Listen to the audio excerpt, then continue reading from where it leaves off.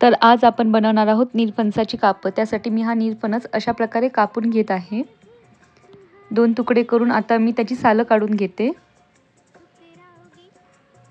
सालं काढून झाल्यावर मधून 2 तुकडे करून त्याची मी काप पाडून घेणार आहे.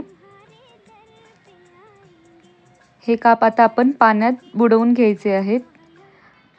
त्यानंतर एका भांड्यात घेऊन त्यात हळद, मीठ, मसाला, भाजका मसाला घालून त्यात आलं लसूण पेस्ट आणि आगळ थोडासा चवीपुरता टाकून चांगलं ढवळून घेतलंय.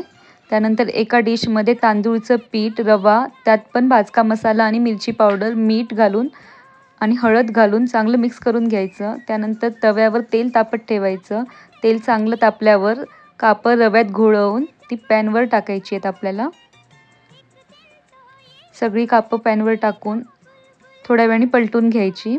अशा प्रकारे निरफणसाची कापं खाण्यासाठी तयार आहे.